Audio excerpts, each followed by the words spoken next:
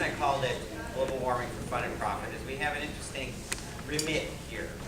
The assumption of the panel is global warming is happening, or is happening. I'll allow you to take whatever temporal position you want. The ball has left the pitcher's hand. So no amount of body English is going to change what's going to happen. All right? Now you, as individuals, are going to explain to the audience what they're supposed to do now, and how can they turn this to their best advantage. You can maybe profit from it, but maybe you can only minimize your loss. But there are various things that now you have to. Science fiction people, by their very nature, would prefer to step back and say, well, how am I going to stop global warming? Well, here you are in that post-apocalyptic world. You know, how do you keep people from stealing your canned goods, or whatever position you want to take on that? So that's my question. I am an investor, essentially. I want you guys to give me a portfolio of how I can maximally behave in this world. By portfolio, I don't just mean stocks. I mean not just financial instruments, but social arrangements. Property in Minnesota. Whatever it is, there's any number of things. But I don't mean just from a financial point of view. I mean from behavior, from political structures, from technology, whatever you want to pick. That's why you're here. But that's really what you're advising. You guys are our investor, advisory board, and you're telling us this is where you should optimally be. Well, you're shorting yourself on this. Weren't you involved in the Future Boston project? I certainly was. And that dealt with exactly this kind of material, Yeah. among other things. Yeah, well, I mean, but I'm the moderator, so I'll only step in if you guys lose control. All right, so. I can pick out one right away, All right. relevant to Boston, seawalls, seawall construction. Okay, find out how the Netherlands does it, and that is a sure winner. I would like to point out, though, that while there will be places like Boston for their historic value are going to build seawalls, just like New Orleans already is in that position. At the same time, I think that moving to Minnesota for some of the rest of us is worth considering. It's important to remember that this is not either or, which we've got, that climate change is going to continue and it's not going to stop. Okay, some people think, oh, well, we're going to melt in Antarctica and then we're done. Well, as you know, the highest frontier takes place in a world where Antarctica is half melted.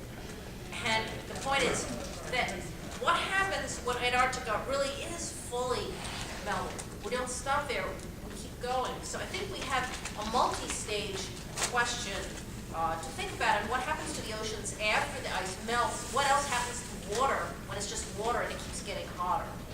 Okay, so seawalls for now, but think about that point too. Well, and it would, one of the things you understand about things like seawalls and things like if we're talking simply about the rising of sea level, most of the problems on the coast are episodic. They're called storms. Hurricane Katrina really gave us an illustration of what can happen in one area. Geologists have known for decades that New Orleans was in trouble, but New Orleans was not flooded until it got hit with a hurricane. And these will be increasingly serious, and these will be the sorts of things where if you have a seawall, for example, it protects you from a level of storm, but there's some maximum level of storm that it will no longer work for. So when the sea level rises beyond that point, the next hurricane, and of course it has to be a direct hit by a hurricane, will make a lot more difference than just a brush by a Hurricane Irene, up here. What do you think about the other point? When the water keeps warming up, when do we get global boiling? We won't be here then. Well, we won't be here then, but literally. But there is a runaway greenhouse effect. That's the really long term. Now we don't know where that is. We don't know when the Republicans took charge on Venus because that's a runaway greenhouse environment. And it was traditionally populated with dinosaurs. Well, remember, it's a dinosaur's fault. You're supposed to, all right, you can posit whatever you want, but your job is to tell us All right, well now what? What do we do? Listen to the phone. Okay, I got another one, solar in space. This is my awesome favorite. And the Japanese are already doing it, okay? We can build the solar plants in space and beam the power to Earth. And no matter, and people talk about, oh, well, it's dangerous having a microwave beam. It can't be any dangerouser than the current coal-fired plants we have already. And then you get the... Well, it can be, but only if they're built by evil geniuses. Do you find evil geniuses? Is that part of your... Yes, that's definitely, well, you try to minimize the evil part of it. Well, one of the things about trying to figure out something profit from this, if we're going to be talking about seawalls, that's really only a temporary solution. One safe bet is that we'll fight this as long as we can before we give up and decide it's time to move to high ground. But while we're fighting it, well, I've been telling students for 20 years that if they want to build a business that will thrive until the end of their career, they should set up a heavy equipment, earth-moving business in Georgia. And they'll be well positioned to build the dikes all around Florida. Well, Florida is, that's not entirely a joke, is it? No, it isn't. Florida is very low lying. Yes, well, the standard comment appropriate for this locale is that the green building over on the MIT campus is taller than Florida. Yeah. And they talk about, what's the mean elevation of Florida, 10 feet above sea level? Yeah, something like That's only the mean. Oh, Florida. The funniest comment I got on the highest frontier was from a petroleum engineer living in Florida who complained that I depicted a world where Florida is flooded, but Cuba isn't. You know, this was un-American. And he hasn't noticed that the geology of Cuba is very different from the geology of Even if you Florida. don't worry about Antarctica, if only Greenland goes, that's 18 feet of sea level rise. Yeah. And if just East Antarctica goes, how many more feet? Another 60? Yeah, oh, And That's if right, all of exactly. Antarctica goes, you're talking 60 meters. I think most of Florida, at least a third of Florida is gone. There's no way they're gonna build a seawall. It's the cities that they'll build seawalls around, and good luck. Yeah. But, you know, Florida, that's, but you told us to be optimistic, right? So Yeah. let's be optimistic. Well, you can assume whatever you want, you know, you're just telling us, well, well, what is this, you're asking what kind of things would you do to try to deal with this. And of course, this depends on, you know, to some extent on where you are. As I say, there's some areas that are going to be, you know, the Gulf Coast and the, you know, Florida coast because they have, are likely to be hit by hurricanes, will have more urgent needs and require more attention. You know, sometimes the geologists advise retreating from the coast in areas that are not built up. I mean, there are going to be cost trade-offs here.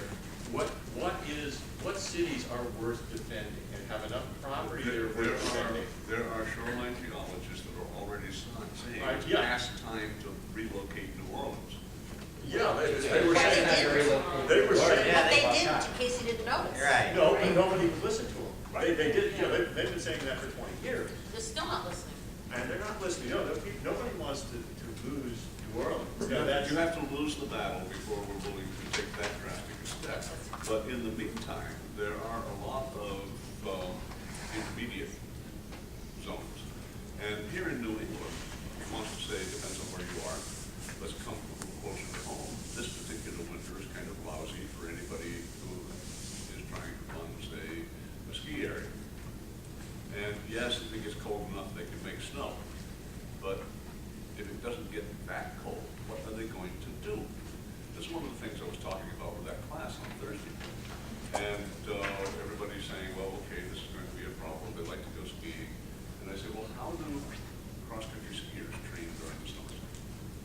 One of the students knows about this. They put wheels on their skis. Then I asked the class, have you ever heard of highway luge? And we found a YouTube video, and the student who thought that it sounded fun from the description looked at 97 miles an hour, 2 miles off the 2 inches off the pavement, coming down the Sierras on a winding road. And he said, no. Have you heard the Geico commercial? And the pig going. and the kid says, no thanks. But if you're talking about losing your winter sports, no, you're not going to lose them. You're going to modify them. Twice as many thrills per minute, and 3 times the audience. Highway luge, extreme sports, and then Except there's the that the trick. banks are a little less soft, but go But up the they're track. putting, well, yeah, I know, they put hay bales on the curbs. Then there's skiing. And one of the tricks that you do see, if you've been paying attention over the years, is indoor skiing, sometimes refrigerated and sometimes with basically Teflon fake fur for covering the slope. And could we astroturf a mountain? Sure. Want to bet we'll do it? Well, Recycled plastic for your astroturf. And not only that, if you're gonna insist on roadside luge, maybe we should start getting more EMTs. That's what you More are. about these, Actually, ideas over would. here. I mean, Could if I were we hear more about Well, this? I was going to say, I don't know quite where the boundaries of the panel are, the topic is, but the kinds of things that we were looking at were mostly based on the assumption that yes, global warming is happening, but no, it's not too late to do things about it if it gets sufficiently bad and people are even moderately determined. Well, people have begun to talk about the various geoengineering And that- proposals as a last resort. Exactly, and that was where I was going to go, because the things that we have been looking at are in the nature of geoengineering, engineering on a global scale, to basically grab hold of the climate and shove it back closer to where we want it. The particular one that we worked a good deal on is something called stratosphere, which many of you probably run across.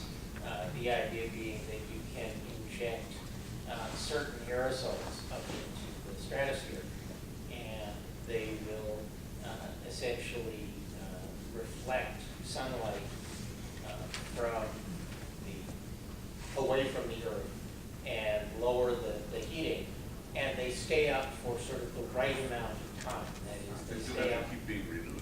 They stay up long enough that you don't have to work terribly hard to renew them, but not so long that if you overshoot a little bit and it starts to cool off, you're screwed for the next century because they all fall right, off. there'll be a question time, and And- I will permit. Most of the discussions of this in the past, people have suggested a bunch of ways to do this sort of thing, and most of them end up being hideously expensive. The sort of worst possible one from that point of view is trying to put a sunshade up in the L1 point between the earth and the sun. That's really expensive. The sulfur dioxide aerosols, people have proposed putting up with high altitude airplanes or rockets or what have you. It turns out that, as far as we can tell, the cheapest way to put them up is to haul a hose up on a series of balloons to about 70,000 feet and just pump sulfur dioxide up the hose. Well, isn't there one proposal just on seawater?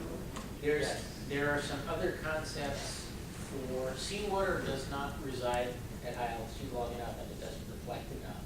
The seawater proposals tend to revolve around basically increasing cloud cover at low altitudes, because it turns out that if you spray seawater, it's not the water itself, it's the salt crystals, so the seawater evaporates, that then serve as condensation nuclei for clouds. And there's a set of proposals for basically generating increased cloud cover. You can actually see increased cloud cover behind ships on the ocean because of particulates from their diesel engines. Now, you say that the orbiting mirrors are too expensive, but has anybody done any kind of evaluation of a fleet of heliostats? Yeah, the heliostats in the you mean in Earth's atmosphere as opposed to In Earth's space? atmosphere, yes. In Earth's atmosphere.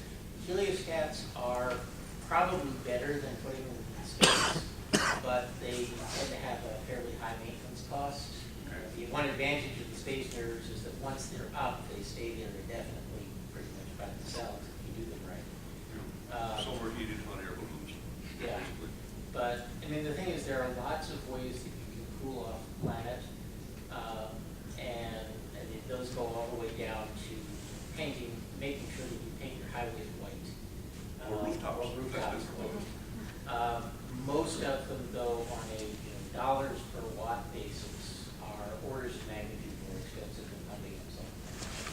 The other thing is, the counter to that, I'm glad you mentioned painting things white, because everything interacts with everything. And one of the things we forget is, as we push solar as a good thing on Earth, that solar means essentially painting things black and absorbing more. And it turns out that on a large scale, solar can actually increase global warming. People don't understand that, like where they're trying to paint over the desert in California. That's why I'm so interested in solar out of space, where it's 8 times more efficient and where you don't have the global warming. Why is it? Because the atmosphere absorbs most of the sunlight. Well, in fact, the rate Yeah. is mostly that it's gets power 24 hours a day. That's two. So that's 2 times. No, Oh, that's 8. It's about a factor of 6. Well, that works out. All right, but you guys are still not making me rich here. Gordon mentioned painting things white. Invest in a paint company. That's only if it's see, if someone makes people paint their roofs white. All we need is a That's tax discount. one thing. Everybody will do it. Well, then where's the Stylish profit? white shingles on your Someone's house. still paying for it. A tax rebate doesn't create resources or money, it just moves it around from one place So to we're another. trying to do the pure capitalist. Well, here's the thing. Global warming, who's gonna, you're implying that there's only losers to this. So when you say, oh, let's cool it back down again, for example, Russia would be perfectly happy to have an ice-free northern coastline and have all their Arctic rivers flow with ice-free They had their mouths. own proposals to make that happen once upon a time. What they wanted was monster reflectors in orbit that would illuminate Siberia. Right, and now they don't need that because Well, so. it's still chilly there. They can Well, still- so when you say, oh, global warming, we have to stop it, if the world has to get together to pay for it, some people are going to say, well, wait a minute, maybe that's not such a bad, maybe you guys who live in those miserable southern climates should complain, but. Well, the Russians, though, should look at global drying, because maybe Siberia will be helped out a little bit, but other parts that, are going to desertify. Because that's the problem, is that, other parts of Asia that are going to turn into desert. And that's already happening in the United States, our deserts are. Well, it's happening in Asia as well. And this is one of the areas which is actually much neglected in many of the discussions. Not totally neglected, but if global warming happens, what the best predictions are for is not just warm, but volatile weather. Yeah. You'll have more floods in some places, more droughts in others. Some places are going to dry out, some places are going to drown. Agricultural zones will shift, and there's going to be an enormous migration issue. Just rising sea level means that in Bangladesh, for instance, you've got 18, 20 million population there, and they're all going to try and cross the border into India, who won't want them. Now, if you want to have something you can invest in that could possibly take care of a lot of these coastal peoples who are going to have to find some place to live, then big houseboats.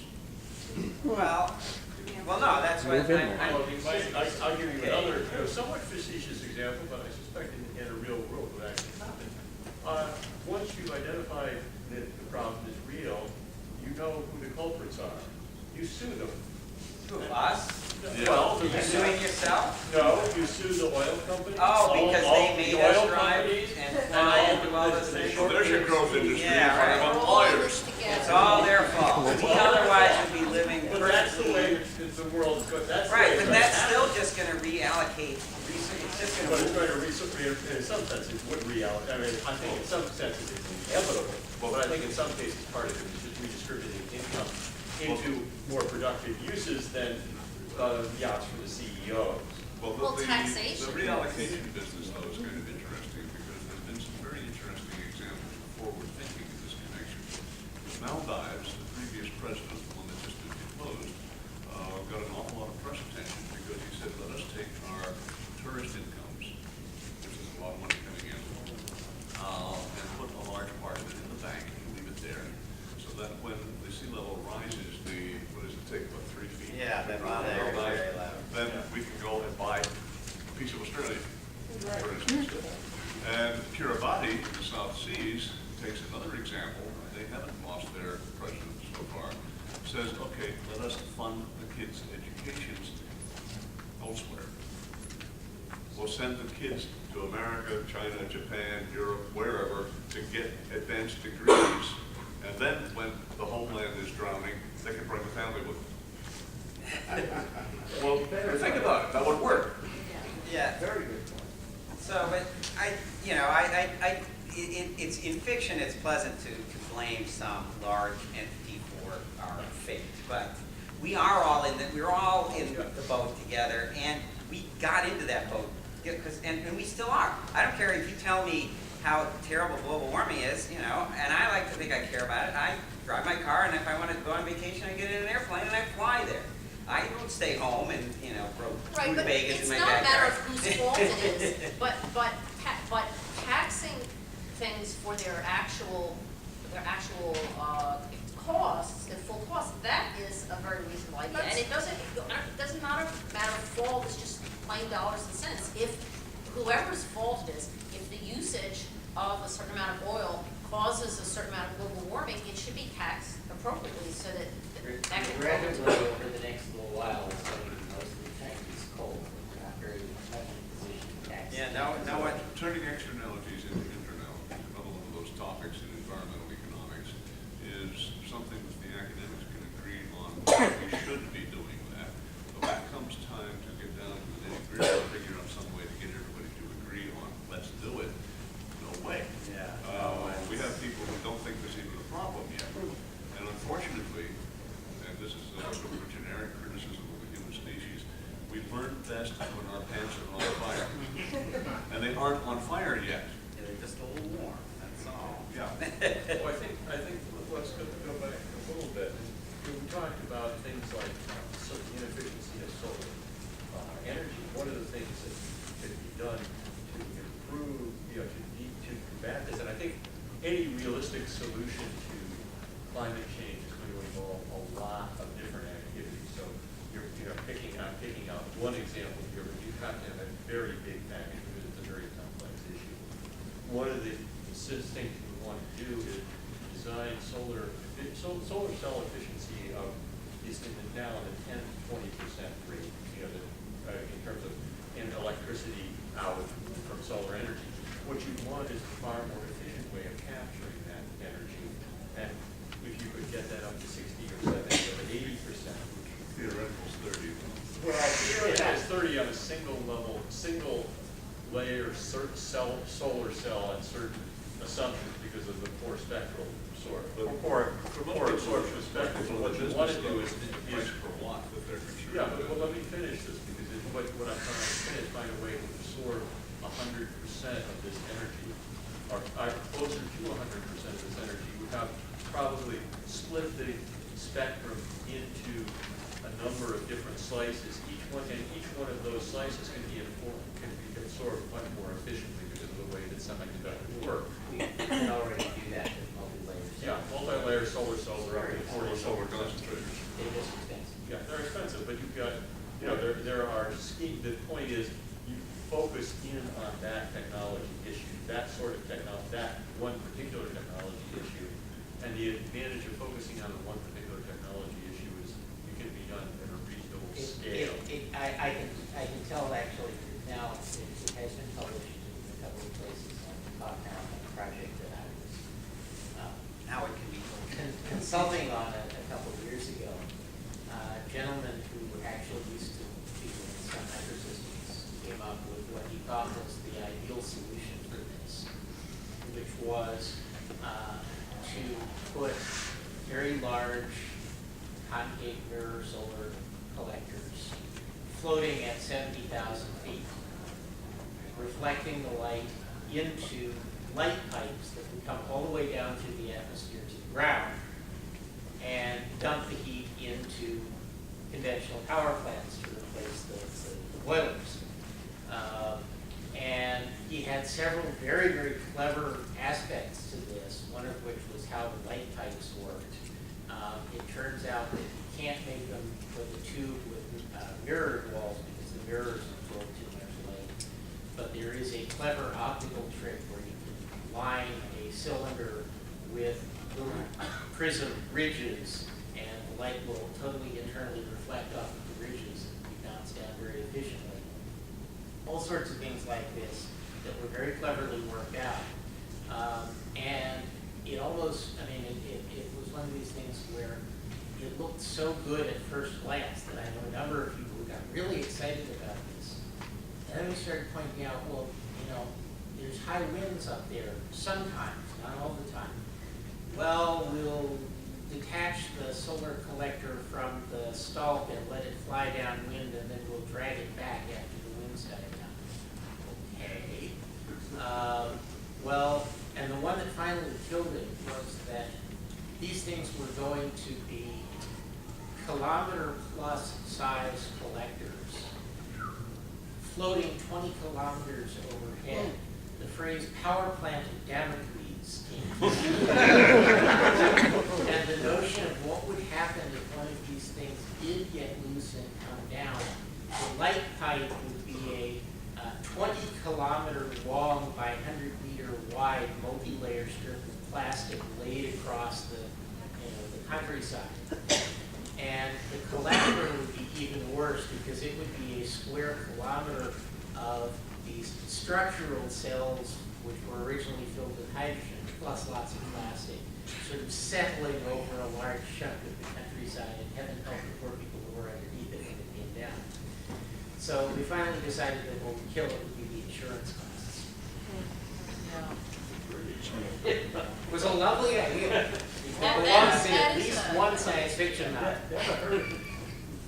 I have a question about another one of these boondoggle ideas, which is carbon sequestration. So I understand now that carbon can be sequestered into carboxy building materials, just made entirely of carbon and oxygen. So I'm wondering, is that process going to be feasible, and can we build the seawalls out of it? They're not pure carbon and oxygen. They have a pure amount of carbon. So is that effective? Is that an effective way to sequester carbon, and then at the same time to build the seawalls we need? One of the things that is, this is not a direct answer to that, but one of the things, other engineering issues that you have is it turns out one of the biggest CO2 emitters is concrete fabrication. So one thing that could make a major dent in this whole set of problems if you simply engineer your CO2 sequestration process to produce a concrete substitute. Well, there has been some work done on versions of concrete which absorb CO2 from the air, and some talk about generating these in companion with the power plant so that the CO2 is taken from the waste stream and sequestered into building material. And Jordan's nodding as if you recall more detail on that. Yeah, the carbon sequestration out of power plant exhausts is actually, it's not reasonable currently, but it wouldn't take too much of an increase in the carbon taxes to make it worthwhile. And currently, some of that conversation is in terms of liquefying it and then injecting it into the ground. Yeah, and But if you get a building material out of it, then you at least have a product. the trouble is that the cost of doing it and then making the building material and transporting the building material tends to work out better to just dump it in somewhere where it will not resurface, sort of geologic time. One of the interesting oddities is that it will actually, if you pump carbon dioxide down into the ocean, there is a pressure and level at which it will liquefy, at which point it is denser than water, and it will just stay down there on the ocean floor. So there are things that you can do with carbon or carbon dioxide. Another is if you just take plant waste and don't let it decay in fields and go back to carbon dioxide and they let it sink in under the ocean. That gets rid of a large amount of carbon. Mostly the trouble is that all of these, it's really hard to get them to balance the entire CO2 waste long term. So, you know, if you take it as a given that yes, we're already into the danger zone, then those things are, they may help slow the process down, but they're unlikely to solve it.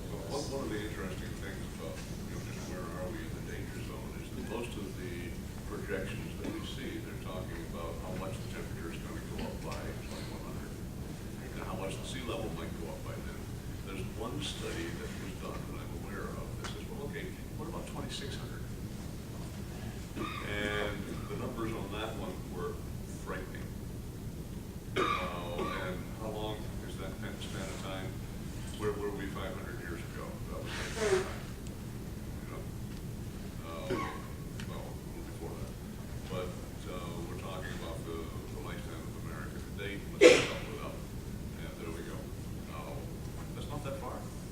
Not in historical terms, much less geological terms. Yeah, but my portfolio won't last that long, so I'm not, my heirs will have already run through the money I made investing in Russian oil stocks, which obviously you guys aren't gonna do, so I'll do it. All right, and yeah, it's an AstroTurf for all of Colorado. All right, I will, since people are increasingly desperate, I think I'll just wait. And you back there in the black t-shirt. If you're looking for ways to make money, I've got an idea I've been playing with for a while. You make radio commercials advertising timeshares in Karabatu and play them on right-wing radio. And word is something along the lines of crazy liberals have convinced these poor people their island is going to sink under the water and they are desperate to sell you timeshares of their land. So you get all these global warming deniers to buy land in Karabatu, which the Karabatuans can then use to relocate to higher ground. While you turn a profit at the same time. Never work out that well. They're not a good investment no matter where they happen to be. All right, you've been. So there is an amazingly efficient way to both capture sunshine and sequester carbon. They are called trees. They do work marvelously well. And If you don't cut them down. bingo, we should tax grass and fund trees and pay people to keep the existing tree cover, which is already done in some places. And it is very expensive. to cut Actually, down a tree, it's okay. Public or private. It's okay to cut down trees if you build houses, because then the wood stays put until somebody burns the house down. Well, perhaps. Yeah. But that's supposed to be not. Or build ours. Unfortunately, again, those The are humble tree, we kind of already know how they work, and mostly people like them for other. Well, actually, we don't know how they work, but they seem to work pretty well. Yeah, we've learned to accept them. All right. Has everyone here decided that it is going to be global warming as opposed to climate change? And I'm using that phrase because 400 or 500 years ago, Easton was saying, there was also a period that was known as the Little Ice Age. And they've just hit it on volcanic eruptions, putting too much sulfur dioxide into the atmosphere. Yellowstone could always go in the next couple Oh, thousand. well, if Yellowstone goes, we're not going to be worried about it. That's all she wrote. warming. You know, that's That's the the way way. it went out North America. It is old. Oh, yeah. Parks and Recreation Agency. Oh, yeah, every 600,000 or so years, but it's give or take quite a few hundred now. Oh, yeah, we're within its window, but you gotta remember, the Little Ice Age was really a European phenomenon, it was not a global It phenomenon. was global. It was global, but it's not. I mean, what's true is that there is variation globally on the way to change, for example, most of the models show that Alaska will warm disproportionately. And people are worrying about the Arctic warming, releasing a lot of carbon from Oh, yeah. stuff is stored Methane. hundreds of feet down. But the cooling power of volcanoes is quite impressive. One of the ones which you can find in some of the histories at the time right here in New England is 1800 and froze to death. Yeah. You all know what year that was. 1816. 1816, 1815 was the Tambora volcano, which put so much stuff into the air, dust and, well, it was mostly just dust, but it reflected enough solar heat so that 1815 was the year in New England where there was snow every month of the year. In July, the lawn was covered, and there was window pane thick ice in the lakes in July and August in New England. This according to the history of Hampton, New Hampshire, where I read this up once. And that was written when it was all still living memory. I had an ancestor who went out to Ohio that year and came home because the crops froze. Of course, by the time he got home, it was all over. He didn't take the train in those days, he walked. And what else happened as a result of Mount Tambora? The weather around Geneva was so bad, Percy Bysshe Shelley and Mary Wallenstone practically and their Stayed indoors friends and wrote. had to stay indoors, and she ended up playing Frankenstein. And then we also have the Tulo, which cooled the climate in the 90s. And then we have the volcanoes that are being blamed for the ice age. The 451. The couple of things that haven't been addressed is ocean acidification. And there was also a study out a couple of years ago now from NREL stating that there's something like 4 times the amount of energy available for offshore wind off the eastern seaboard of the U.S. to power the entire country 4 times over. It's more than 4. Yeah, All right, can you all hear? I think The first part of this question was about ocean acidification. The second one was about the amount of wind power off the east coast of the eastern seaboard of the United States. Global offshore wind power is, as I recall from that study, 7 times global electricity. If you include on land wind, you can take it up to 9 times. Yeah, actually, it turns out that a little ways offshore is the most, where the winds are highest because it's relatively smooth. And it's steady. And steady. Now, there are some potential issues that we're being involved with. If you extract too much of the energy from the wind, can you do things that you don't want the climate to do? And the answer is probably we don't know, but we really do need to look at that. Actually, no, there actually are. You get increased evaporation downwind. Yeah. The Colorado School of Mines ran a couple of simulations on that recently. Yeah. So there's things like that that you need to look at because and that's really one of the things we have to consider, especially if the global warming starts kicking in. As it kicks in seriously, you don't want to do something that's going to make it worse. You really need to pin that down. You're also talking about ocean acidification, and that is perhaps one of the fatal flaws with dumping CO2 into the oceans. And the other thing is the Lake Nyos effect. Oh my, yes. Yeah, where you all of a sudden something happens underneath, and it all bubbles up. And if you had, for example, that was carbon dioxide. Dioxide. It was the shaken soda bottle effect. Yeah, and Yeah, I really don't think carbon dioxide at the bottom of the ocean is a safe idea. I mean, we're already worried about methane at the bottom of the ocean and methane hydrates and how that's going to come up and cause methane quakes.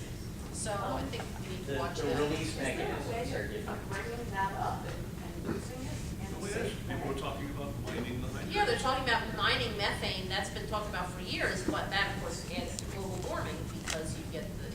But releasing the methane to the air is worse That's than burning worse. it and releasing. Yeah, it. of course, but on the other hand, you're going to be disturbing the methane. You know, one of the things they don't talk about with using natural gas is all the waste methane that goes up whenever you find. Actually, mostly that's when you do oil drilling, it's to flare off. They don't now, they capture it almost. Yeah, it's worth money. Yeah. Yes, in the red there. Yes, last year, a meteorologist in Philadelphia was explaining all the additional snow we were having was a result of global warming. That as the oceans warmed up, the warmer air can hold more moisture. Yeah. So what happened? And that accounts for what's going on this year. We have the same problem this year, but not here. Yes. What have you seen in the news about that village in Alaska where they had to send in the National Guard to dig out the houses? And all of Europe.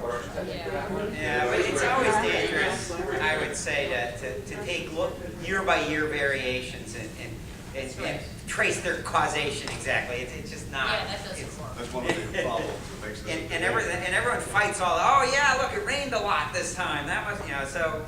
And when you look at extreme weather, it comes and goes, and it's hard to know what This is caused it. why I was stressing the prediction for volatility. Yeah. Lots of Oh, go ahead, pick one. You're a teacher. You can pick one. In the green.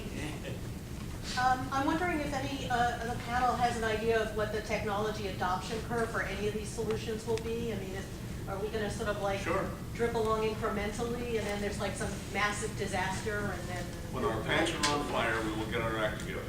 Well, Hopefully it's soon enough. and it's cost dependent. Cost and manufacturing scale dependent. One of the things that, the tricky issues is what's going to be manufacturable at reasonable cost and what will scale up properly. We're spoiled by Moore's law. There's a lot of things that the general model of innovation assumes that we're going to see something like this. The real world doesn't work that way. Well, we can help it out though with a sensible tax policy. I'm sorry, Europe has a sensible tax policy. There are virtually zero heat loss homes in Europe, even in Scandinavia now, that are powered by solar. Why don't we have those homes all over the United States? Tax policy. can I ask, One thing that Jeff if you said- look at like the way the technology's been adopted to date, whether it's solar or wind or anything, is it like about what you'd expect? Is it less than you would expect, more? One of the things that Subsidize makes these oil. things get adopted is when people see an advantage to themselves. If the oil gets more expensive, and the peak oil people will tell you it's only a matter of a few years before the oil starts going like that, at that point, installing your own wind and solar becomes cost effective, and people are going to be doing it with growth. But we can stop But subsidizing one of- oil now. Yes, we could, but that's a political issue, and we haven't got the Yeah, right. let One thing me Jeff said. make one comment on that. One of the features of, it's always a slow process to adopt large scale changes in any major technology area like energy. It is a little scary in fact, if you look at just the length over which they spend investments in that kind of business. One of the spin-offs of intellectual ventures is a company called TerraPower, which is developing new reactor technology. And, they're looking at 10 years to get to the point where they can build the first demonstration plant and 20 years out to be able to actually have it in wide use. One of the nice things, if you want to use that phrase, about the stratospheric sulfur injection is it's a stopgap. It costs literally, most of these things you're talking about hundreds of billions of dollars in investment and maybe return. In the case of stratospheric sulfur injection, it's tens to hundreds of millions of dollars to make a difference over a few years. So it's something that you can deploy as an interim measure and say, no, we're not going to do this for forever and ever and ever. Which is one of the complaints is, if you ever start doing that, you'll have to do it forever. So, no, but it'll give us a breathing space of a decade or two while we can get some of these other things in place. One thing that Jeff said, he used the word reasonable price tags, right? And the definition of reasonable is one of these very, very moving targets. The more urgent things seem, the more money we'll be willing to spend. And even if your price tag, Jordan, isn't something anybody wants to spend for the next 10 years, say.